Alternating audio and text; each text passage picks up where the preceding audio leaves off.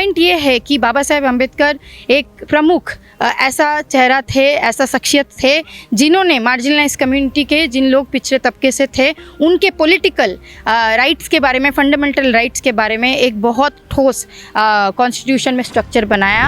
अब लड़ाई इसी बात का है, दो आइडियोलॉजी का। एक तरफ सावरकर गोलवरकर का आइडियोलॉजी जो मनुवादी मनुस्मृति को मानते हुए इस देश के संविधान डेमोक्रेसी को ख़त्म करना चाहते हैं, और वामपंथी जो विचारधारा है जो बार बार बोल रहे हैं कि ये देश जिस वर्किंग क्लास के तहत बन रहा है, ये देश जो किसान मजदूरों का है, आज उनका ही अधिकार को छीन लिया जा रहा है इस देश के अंदर। जनता प्रमुख तरीके से देख रहा है कि आरएसएस का रोल क्या रहा है, ज़ीरो रहा है।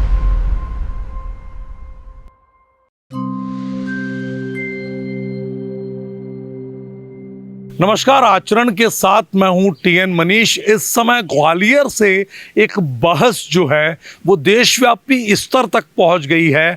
मुद्दा है बाबा साहेब अम्बेडकर की प्रतिमा स्थापना हाई कोर्ट के ग्वालियर खंडपीठ परिसर पर होना है या नहीं होना। इसमें दो धारा वकील समुदायों के बीच में चल रही है।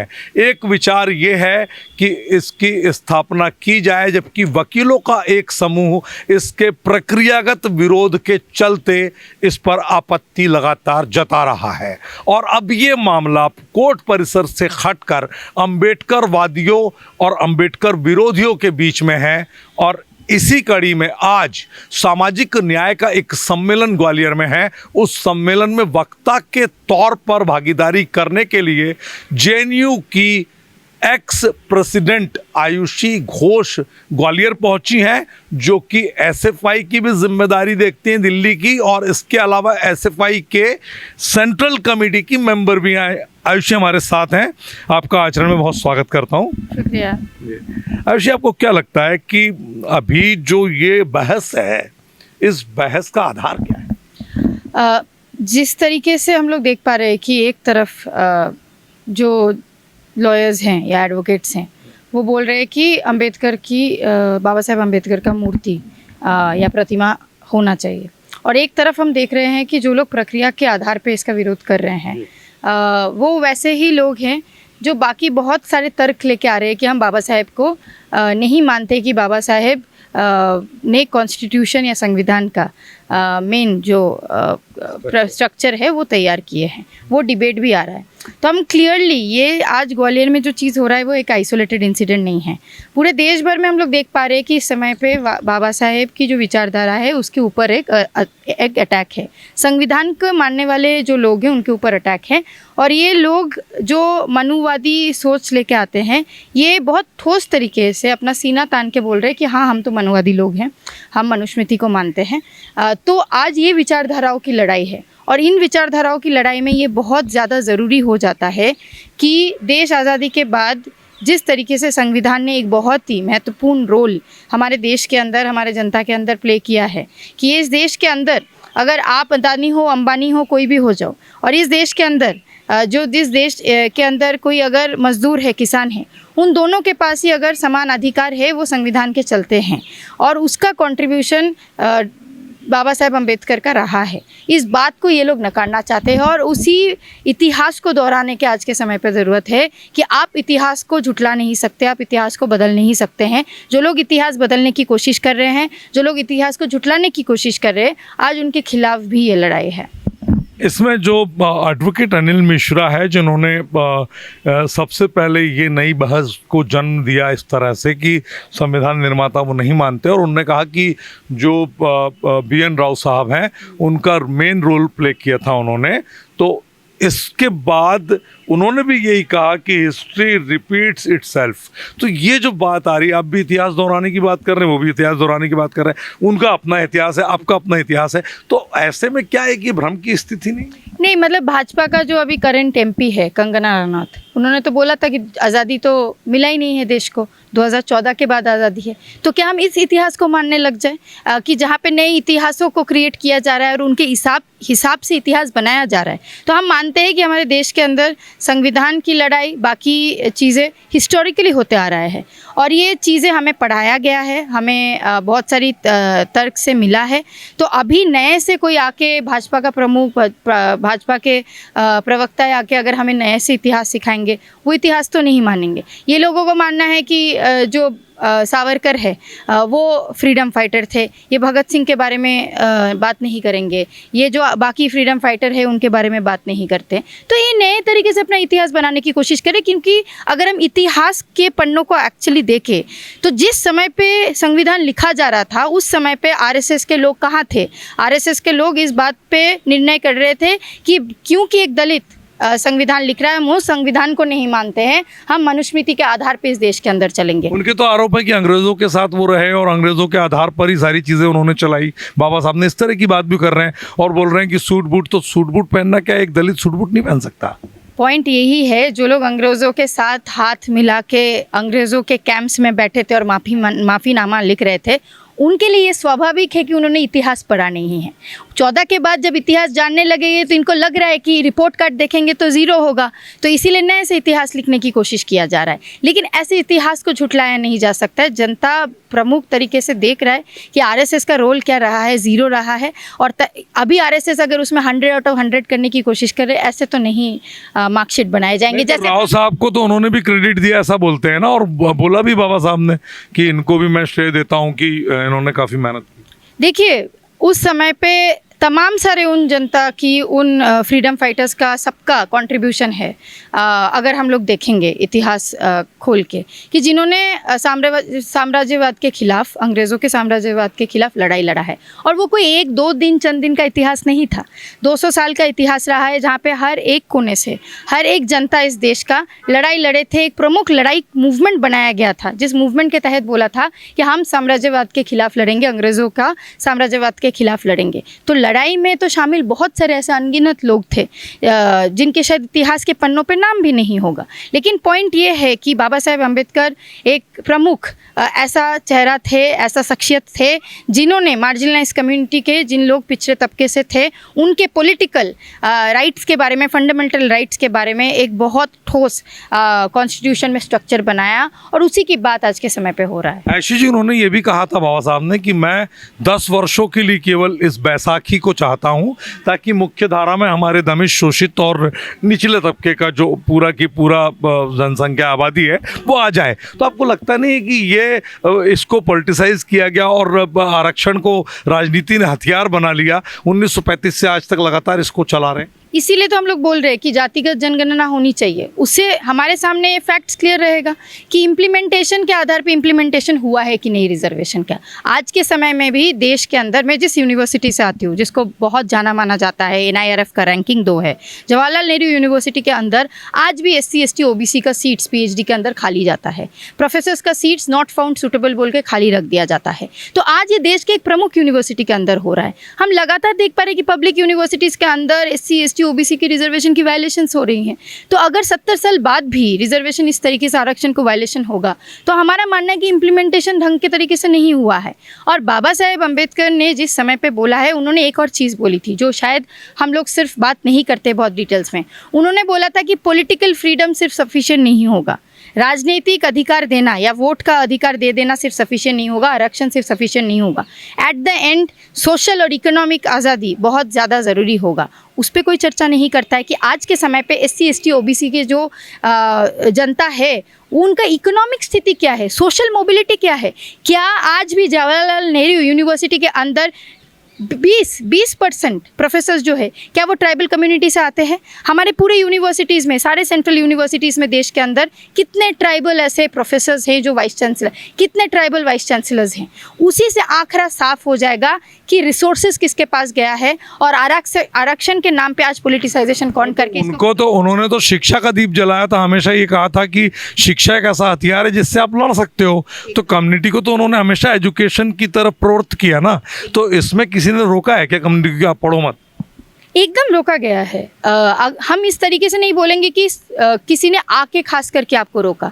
जब central universities, public university, state universities के अंदर आप आरक्षण के तहत स्टूडेंट्स को भर्ती नहीं ले रहे हो, तो ऑफ कोर्स उसको एक तरीके से इनडायरेक्टली रोका जा रहा है। दूसरी बात है कि आप अगर प्राइवेटाइजेशन को बढ़ावा दे रहे हो, आप अगर फीस बढ़ा रहे हो, क्या आप ये एक्सपेक्ट कर रहे हो कि गरीब किसान मजदूर के बच्चे आके इन स्टेट यूनिवर्सिटीज़, सेंट्रल यूनिवर्सिटीज़ में पढ़ पाएंगे? आप अगर सिस्टमिक तरीके से कोशिश कर रहे हो कि ये लोग बाहर रहे, जो खास करके स्टूडेंट्स SC ST OBC से आते हैं, तो ये एक सिस्टमेटिक चैलेंज है। और ये अगर सिस्टमिक चैलेंज है तो इसे सिस्टमिकली ही वाल्मीकि समाज की रोहिणी घावरी को सरकार ने 1 करोड़ दे करके और PhD के लिए स्विट्जरलैंड भेजा।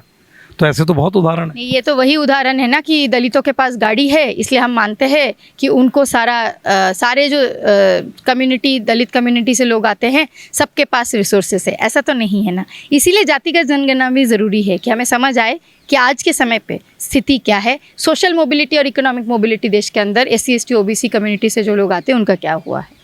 JNU में क्या हालत है? आप प्रेसिडेंट रही 24 तक, रिसेंटली आपका टेन्योर खत्म हुआ है। इस समय किस तरह के वहाँ पर हालात हैं और जो NEP को लेकर आपके एजिटेशंस किस तरह चल रहे हैं? क्या मुख्य ऐसे 5 मोटे बिंदु हैं जिनके आधार पर आपकी जो यूथ विंग है, जो स्टूडेंट विंग है, वो अपोज करती है राष्ट्रीय शिक्षा नीति? देखिए, राष्ट्रीय शिक्षा नीति के मतलब राष्ट्रीय शिक्षा नीति होना चाहिए, लेकिन जिस तरीके से भाजपा ने राष्ट्रीय शिक्षा नीति को 2020 में लागू करने की कोशिश की है, उससे हमारा कुछ विरोधिता इस बात पे है कि वो बार बार निजीकरण को कहीं ना कहीं प्रोत्साहन दे रहे हैं। वो बोल रहे हैं कि सेल्फ फाइनेंसिंग कोर्सेज होना चाहिए, पब्लिक इंस्टीट्यूट्स सरकार का रिस्पॉन्सिबिलिटी नहीं है। हमारा मानना है कि शिक्षा, स्वास्थ्य, मतलब शिक्षा खास करके, क्योंकि हम लोग स्टूडेंट ऑर्गेनाइजेशन हैं, ऐसा एक चीज़ है जहाँ पे सबके पास अधिकार होना चाहिए। आज भी 70 साल बाद ऐसे बहुत सारे स्टूडेंट्स हैं जिनके जो हायर एजुकेशन में पहुँच नहीं पा रहे। सरकारें स्कॉलरशिप्स, दूसरी बात जो है स्कॉलरशिप्स ख़त्म हो रही है।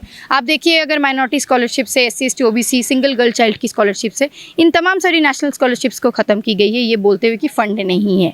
तो इसका भी बहुत बड़ा।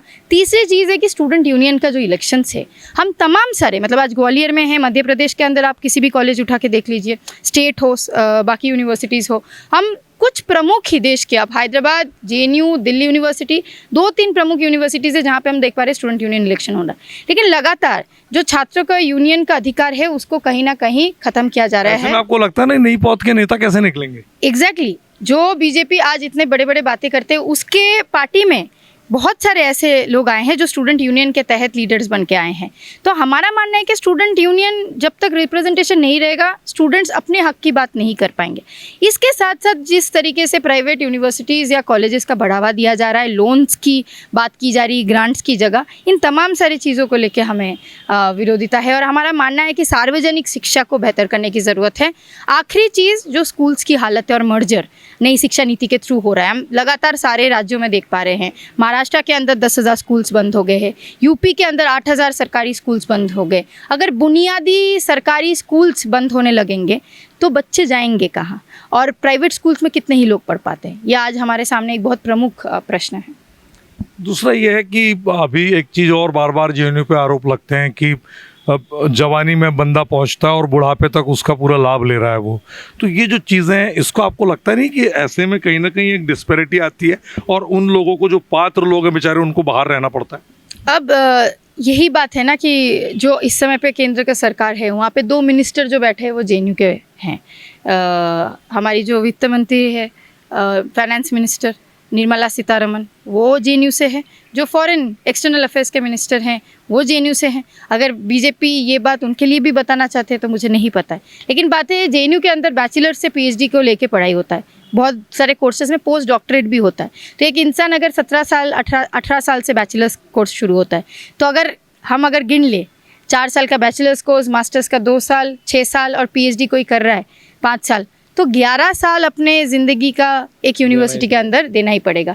तो ये सारे तो गुमराह करने के लिए तर्क दिखाया जाता है कि ऐसे यूनिवर्सिटीज़ को खत्म। CM रेखा गुप्ता ने जिस तरह बोला, आपने भी सुना होगा। हाँ। तो उन्होंने इस पर भी काफ़ी उंगली उठाई कि ये बीजेपी का ये पहली बार नहीं है। अगर हम पंचजन्य ऑर्गेनाइजर को भी पहले देख लें 1997 में, पहले उन्होंने भी वहाँ पे लिखा था कि जेएनयू जैसे संस्थानों को बम दे के उड़ा देना चाहिए, जेएनयू जैसे संस्थानों को बंद कर देना चाहिए। लेकिन पॉइंट है कि जेएनयू को बंद करके ये क्या दिशा देना चाह रहे हैं कि पब्लिक यूनिवर्सिटीज़ को ख़त्म करना देना चाहिए। जेएनयू जैसे संस्थानों में फर्स्ट जनरेशन लर्नर्स आते हैं, किसानों का, मजदूरों का बच्चा पढ़ पाता है, वो सपने को ख़त्म करना चाहते हैं और उसी सपने के लिए आज हम लड़ रहे हैं। इसके अलावा इस समय वामपंथ को अगर हम देखें देश में, तो एक अलग नज़रिया, एक अलग परसेप्शन कहीं ना कहीं है और नक्सलिज्म तक वो चीज़ जा रही है। किस तरह आप देखते हैं, कैसा तोड़ा मरोड़ा जा रहा है या क्या प्रैक्टिकल होना क्या चाहिए और वो क्या रहा है? मुझे आज भी याद है कि प्रधानमंत्री का एक इंटरव्यू था, कुछ साल पहले का ही था शायद, और जहाँ पे उनको जब पूछा गया था तो उन्होंने बोला था उनको सबसे डेंजरस जो आइडियोलॉजी लगता है वो वामपंथियों का लगता है, कम्युनिस्टों का लगता है। उनको खुद उन्होंने बोला था कि वो छोटे हो सकते हैं लेकिन उनको उस विचारधारा से। अब लड़ाई इसी बात का है, दो आइडियोलॉजी का। एक तरफ सावरकर गोलवरकर का आइडियोलॉजी जो मनुवादी, मनुस्मृति को मानते हुए इस देश के संविधान, डेमोक्रेसी को ख़त्म करना चाहते हैं, और वामपंथी जो विचारधारा है जो बार बार बोल रहे हैं कि ये देश जिस वर्किंग क्लास के तहत बन रहा है, ये देश जो किसान मजदूरों का है, आज उनका ही अधिकार को छीन लिया जा रहा है इस देश के अंदर। तो बात तो आइडियोलॉजी की है और मेरा मानना है कि इस देश के अंदर जितने भी मूवमेंट्स चल रहे हैं वहाँ पे वामपंथियों का जो आइडियोलॉजी है उसका बहुत बड़ा रोल है। जब किसान अपने हक के लिए, एमएसपी के लिए लड़ाई लड़ रहा है दिल्ली के बॉर्डर्स पे, पूरे देश भर में, मेरा मानना है कि ये एक डेमोक्रेसी की ताकत है, ये संविधान का ताकत है जहाँ पे किसान समझते हैं कि उनके अधिकारों के लिए, उनके अपने बातों के लिए उनको लड़ाई लड़नी चाहिए। यही बात वामपंथी लोग बोल रहे हैं कि किसानों को अपनी हक मिलनी चाहिए। वामपंथी लोग यही बोल रहे हैं ना कि हर किसी को शिक्षा का अधिकार मिलना चाहिए। जब छात्राएं रैली करके ये बात को बताने की कोशिश कर रहे, अभी हिसार के अंदर एग्रीकल्चरल यूनिवर्सिटी के अंदर हमने देखा किस तरीके से प्रोफेसरों ने छात्रों को पीटा वहाँ पे, क्योंकि वो लोग प्रोटेस्ट कर रहे थे अपने मांगों को लेके। तो अगर स्टूडेंट्स प्रोटेस्ट कर रहे अपने न्याय के लिए, अपने हक के लिए, अगर ब्रिजभूषण जैसे लोग रेसलर्स को हैरास कर रहे हैं और उनके ऊपर कोई कार्रवाई नहीं हो रही है इस देश के अंदर, तो हमारा मानना है कि हम वामपंथी जो लोग हैं हम यही बातें बोल रहे हैं कि हमारे देश के अंदर जो भी जनता है उनका अपना अधिकार होना चाहिए, वो अपने पैर पे खुद खड़े रहे, वैसा अधिकार होना चाहिए। डेमोक्रेसी के अंदर सबको जस्टिस मिलनी चाहिए। और अगर ये चीज़ें कोई रोकने की कोशिश कर रहे, आज वो मनुवादी सोच वाले लोग हैं। ये मनुवादी बार बार आता है, जनवादी तो समझ में आ रहा, मनुवादी तो मनुवादी एग्जैक्टली मनुवादी से आशय क्या है, क्या what is the meaning of Manuvadi? जो मनुस्मृति में मानने वाले लोग हैं, जो लोग मानते हैं कि पर्टिकुलरली कई कम्युनिटी में लोग हैं कि जो पिछड़े तबके के लोग हैं उनके पास शिक्षा का अधिकार नहीं होना चाहिए, रिसोर्सेज नहीं होना चाहिए, समाज के अंदर वो सेकंड क्लास सिटीजन्स के तरह रहेंगे। तो ये सारे लोग हैं कि महिलाओं की दर्जा इस समाज के अंदर किस तरीके से है। मनुस्मृति तो उनका दावा है कि वो तो देवी का पूजा वाली बात जो एक है कि जहाँ पर नारी का सम्मान होता है वहाँ देवी का वास होता है, इस टाइप की बात मनुस्मृति में लिखी है। उनका दावा ये भी है। उनका दावा हो सकता है, लेकिन प्रैक्टिकली हम जो देख पा रहे हैं कि जब महिलाओं के अधिकार की बात आता है, तो जब बीजेपी का बहुत लंबा लिस्ट होता है एमपीज़ का या बीजेपी की नेताओं का जो लोग शोषण कर रहे हैं, उनको प्रोटेक्शन के लिए ये लोग हमारे झंडा को भी बेच देते हैं, झंडा लेके उनके प्रोटेक्शन के लिए रैली निकालते हैं। तो हमने तो ये प्रैक्टिकली हमारे आंखों के सामने देखा है, इस देश की जनता ने देखा है। तो हम मानते हैं कि ऐसे लोगों की जो विचारधारा है उसके खिलाफ हमारी लड़ाई है। नक्सलवाद को लेकर के आपका क्या विचार? बात है कि जिस तरीके से इस समय पे आरएसएस और बीजेपी खासकर की एक अटैक चला रहा है कि टॉक्स के तहत नहीं, जब वहाँ पे जो लोग माओइस्ट ग्रुप से है उन्होंने बात को होम मिनिस्टर के सामने या सरकार के सामने रखा भी कि टॉक्स के लिए वो राज़ी है। तो हम देख पा रहे हैं कि किस तरीके से एक नैरेटिव को देश भर में चलाया जा रहा है कि हम नक्सलवाद को ख़त्म कर रहे हैं, नक्सलवाद को ख़त्म करके इस देश के अंदर हम लोग जनता के आवाज़ को उठाने की कोशिश कर रहे हैं। लेकिन इस बात में जो आदिवासी वहाँ पे जनता है, जो उनका हर दिन लैंड को, मतलब ज़मीन को छीन के अदानी अंबानी के हाथ में कर दिया जाता है, उसके बारे में बात नहीं कर रहे। जिस तरीके से उनके घरों को तोड़ मरोड़ के उनके अधिकारों को ख़त्म किया जा रहा है छत्तीसगढ़ के अंदर, उसके लिए की बात नहीं है। हमें आए दिन पता है कि किस तरीके से छत्तीसगढ़ के अंदर हर एक जगह को अदानी के हाथ में किया जा रहा है। अभी मैं कल सीकर से आ रही थी, राजस्थान से। राजस्थान के एक दूर का इलाका है ओरान को अभी अदानी के हाथ में करने की कोशिश किया जा रहा है। और कल जनता वहाँ पे जनता लगातार आंदोलन कर रहे हैं कि ओरान को आप बेच नहीं सकते। कल ये ओरान के जनता को भी बोलेंगे कि वहाँ पे भी नक्सली पनप रहे हैं। तो इनका यही बात है कि आदिवासी एक पॉइंट और भी आ रहा है ना कि नक्सलवाद जिस मूल भावना से चालू हुआ था, है ना, उसके बाद उसने समय के साथ काफ़ी बदलाव लाया और स्थिति है कि पुल को तोड़ना, सड़क उखाड़ना और स्कूल्स को ब्लास्ट कर देना, तो नक्सलिज्म में ये चीज़ तो मेरे ख्याल से थी नहीं ना मूल रूप से। ये क्यों आ रहा है? नहीं, पॉइंट ये है कि वहाँ पे जनता है, सिर्फ ऐसा तो नहीं है जो ग्रुप से वो लोग हैं, जनता है। जनता अगर स्ट्रक्चर से नाखुश है तो ये सरकार का रिस्पॉन्सिबिलिटी है ना कि जनता का अधिकार को वो जो मन है उनको जीते, जनता का अधिकार दे। तो वो क्यों सरकार नहीं कर पा रहा है, ये भी एक प्रश्न है जनता के ऊपर। क्योंकि जब इतनी सारी बड़ी बड़ी बातें करते हैं बीजेपी और आरएसएस कि हम लोग सबका साथ है, सबका विकास है, 2-2 टर्म्स है, इसमें हमने जनता का सब हक अदा किया है, हक पूरा किया है, तो उसके बाद भी ये इश्यूज़ क्यों हैं देश के अंदर? हम देश के अंदर क्यों देख पा रहे हैं इतने बारी सिक्योरिटी लैप्सेस हो रहे हैं? जम्मू एंड कश्मीर में बीजेपी का दावा था कि 2019 के 5 अगस्त में जब हम 370 को आर्टिकल को एब्रोगेट कर दिए, उसके बाद एक दिक्कत नहीं होगा। पुलवामा में अटैक हुआ, पहलगाम में अटैक हुआ, आज भी आप बता दीजिए, आप जर्नलिस्ट हैं, आप पत्रकारिता कर रहे हैं, क्या कौन से टेररिस्ट पकड़े गए? ये हमारे पास बुनियादी सवाल है कि अगर हमारे देश के लोगों को मारा जा रहा है टेररिज्म के तहत, हमारा देश के जनता को न्याय क्यों नहीं मिल पा रही है? भाजपा क्यों फेल किया? सरकार क्यों केंद्र का फेल किया? तो क्या व्यवस्था के खिलाफ विद्रोह करके एक समानांतर सरकार चलाना विकल्प है क्या आपके हिसाब से? पॉइंट ये है कि हमें जो केंद्र में लोग हैं उनसे दिक्कत है। केंद्र में जो लोग आज समय सरकार में चला नहीं पा रहे हैं, उनके पॉलिसी से, उनके नीति से दिक्कत है।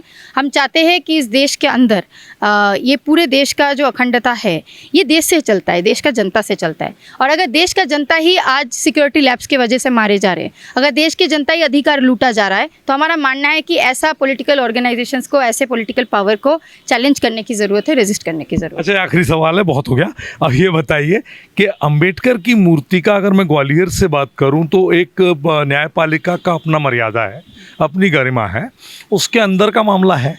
अब इसमें कुछ दल ऐसे भी आ गए हैं जो कहीं ना कहीं दलितों के वोट बैंक पर लार टपका रहे हैं, है ना, क्योंकि अभी तक तो अंबेडकर की याद इनको आती नहीं है, अचानक से चुनावी दौर में याद आ जाती है।